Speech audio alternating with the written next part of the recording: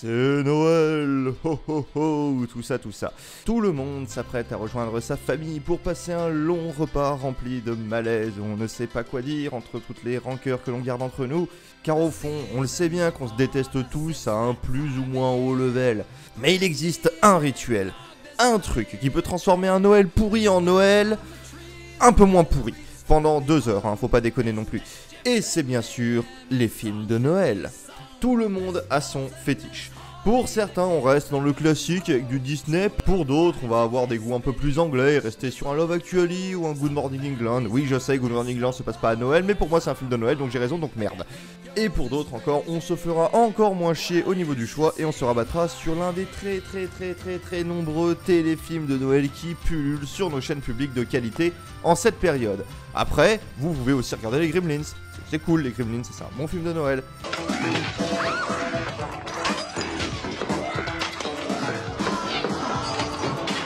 Mais bon, les vrais savent que le plus grand film de Noël de tous les temps, c'est Die Hard.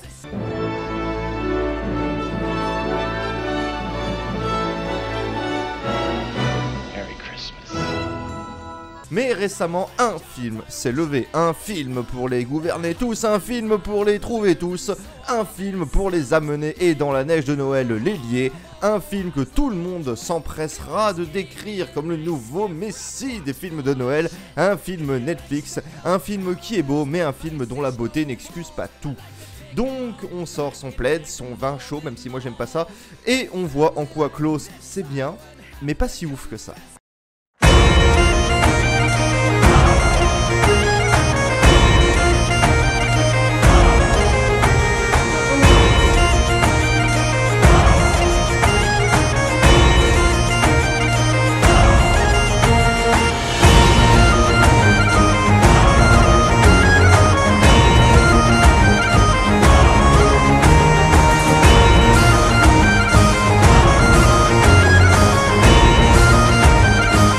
Alors, Klaus nous raconte la charmante petite histoire de Jesper, qui glandouille gentiment à l'académie dans l'attente de se faire virer pour retourner à son oisive vie de bourgeois. Sauf que son père n'a pas vraiment la même idée en tête, et l'envoie croupir dans le bled le plus paumé du pays pour y apprendre la vie. Bon, je dois vous avouer que ça fait quand même un peu plaisir de voir ce genre de situation quand même. Mais du coup, nous voici notre bon Jesper qui arrive dans une charmante ville, une ville de tarés évidemment, où la population est visiblement divisée en 2 familles qui passent leur temps à se mettre sur la tronche. En effet, Jesper vient d'arriver au Nord-Pas-de-Calais. En même temps, si la ville entière est divisée en seulement 2 familles qui passent leur temps à se foutre sur la gueule, je pense que la génétique doit être assez glorieuse, dirons-nous. Mais bref, il se rend très vite compte que pour arriver à son objectif de 6000 lettres, il va bien galérer. What's going on here? Where are all the letters? Oh, folks around here only have one thing to say to one another.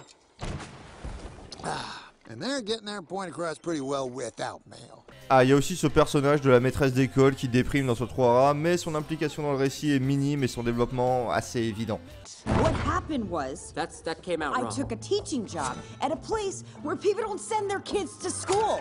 Mingling with their sworn enemy spawn? Oh no, we can't have that. So now I'm reduced to doing this so I can get some money and start fresh somewhere far away from here. Are you going to buy something? Herring's on sale today. Du fond de son trou, il va tenter une dernière fois de trouver une lettre à envoyer en se dirigeant vers la maison d'un vieil homme qui vit dans les bois. Chez le vieux, il découvre une remise avec plein de jouets dedans et quand il perdra un dessin fait par un enfant, celui-ci décidera de lui renvoyer avec un jouet tout neuf. Et voilà, je pense que vous avez capté le principe du film. En gros, Jesper va tout faire pour que les enfants envoient des lettres à Klaus afin de remplir sa cote et rentrer chez lui, montant une légende autour du vieil homme, notamment celle de rester sage pour avoir des jouets. He keeps a list.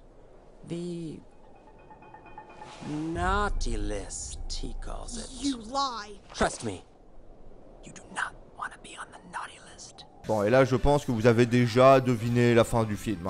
Les enfants vont devenir de plus en plus sages et faire en sorte que tout le monde dans la ville finisse par fraterniser de plus en plus. Ce qui, bien sûr, va énerver les méchants, entre guillemets, du film, qui vont tout faire pour stopper ça. Et voilà, c'est la fin. Bisous, Noël, tout ça.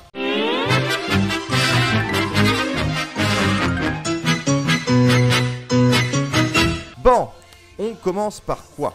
Alors déjà, les points positifs. Le film est beau. très beau. Utilisant un super mix entre de la 2D et de la 3D, les décors, les personnages, les interactions, tout est vraiment magnifique.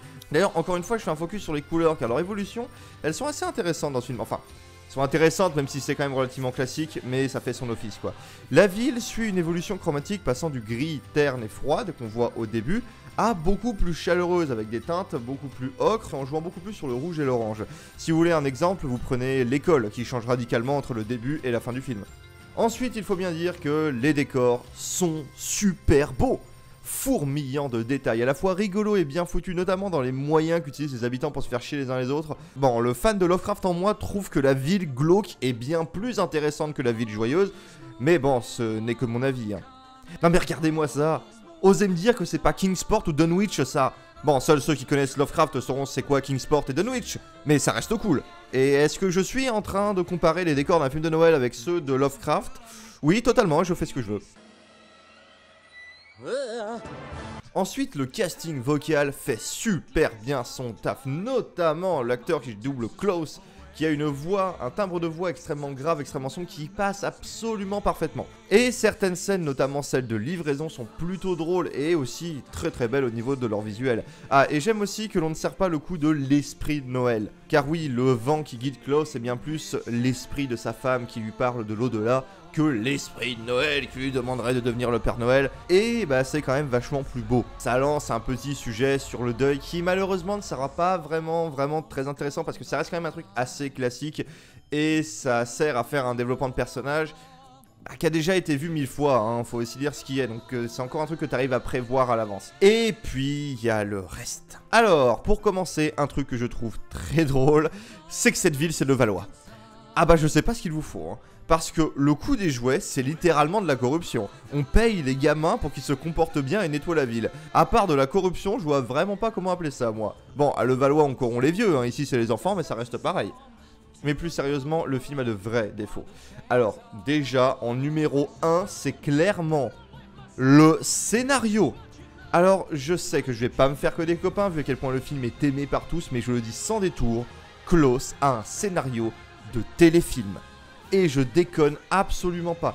Que ce soit le coup du retournement de situation que Jesper va devoir avouer qu'il a fait tout ça juste pour se barrer, le coup de Klaus qui fait tout ça pour sa femme morte, et l'inévitable et insupportable musique sur un montage de construction de cadeaux pour la petite...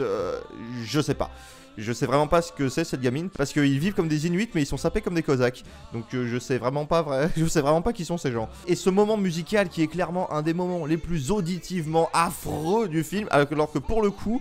ce petit passage rap était très rigolo.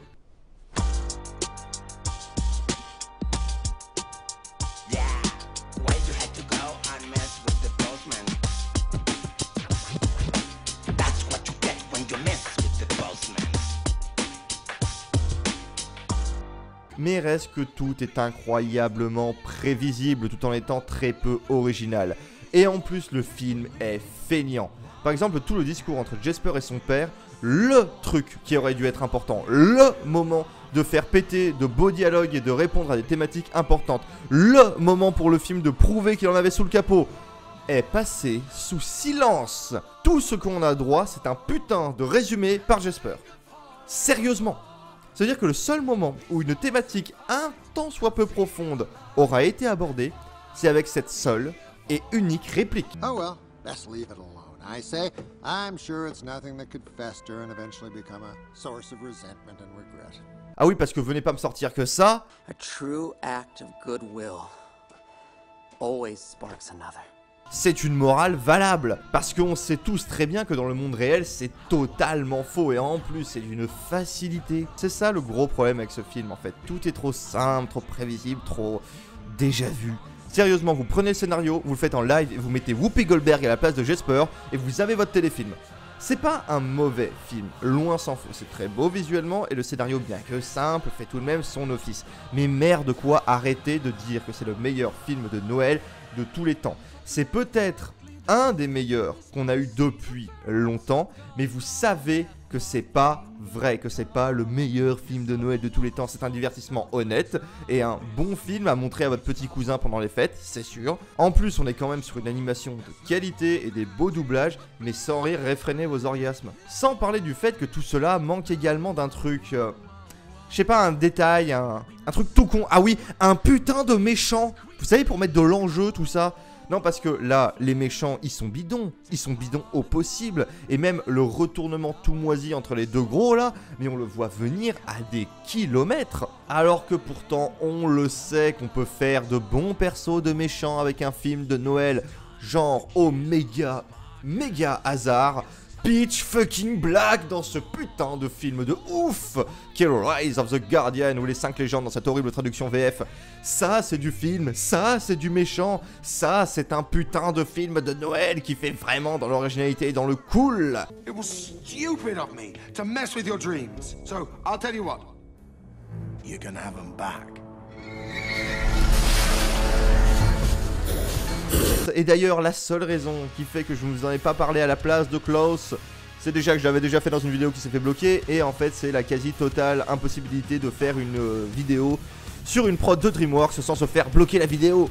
Mais oui, regardez ce putain de film pour son putain de méchant qui tue tout. Mais si je devrais dire une dernière chose sur Klaus, c'est que c'est quand même un bon film. Même si je crache un peu dessus, ça serait mentir de dire que j'ai pas au moins apprécié. Juste, comme le sous-titre de cette vidéo l'indique, la beauté d'un film n'excuse pas tout. Ce film est très très beau visuellement, des fois il a des bonnes musiques, à part sur cette ignoble montage musical, et son histoire peut peut-être vous tirer à l'armichette si vraiment vous avez les émotions à vif, mais ça ne fait pas tout, ça n'excuse pas tout. Il faudrait que les gens arrêtent de se jeter comme des sauterelles sur un champ de blé sur le premier film d'animation pas moche comme un pou qui sort en le portant comme le nouveau messie de l'animation. Parce que j'ai vraiment l'impression qu'il se bloque dans une vision purement esthétique de l'œuvre. Un film beau, c'est bien, c'est sûr, mais un film beau avec une intrigue et des thématiques et un déroulé original, c'est quand même mieux. Parce que quand même, Klaus n'a aucune réelle thématique développée, à part des trucs qui sont tellement niais, comme je l'ai dit, on pourrait les voir dans un téléfilm de Noël. Et j'estime qu'on peut montrer mieux aux gamins que ce genre de morale à deux ronds. Quant à moi, je vous souhaite évidemment un joyeux Noël, de continuer à voir de la belle animation tout en, si vous avez envie, soutenant la chaîne sur Tipeee ou vous abonnant si l'envie vous en prend. Et quant à moi, je vous dis à bientôt et salut et joyeux Noël! Hear my voices is old and calling you. Times have changed, I'm a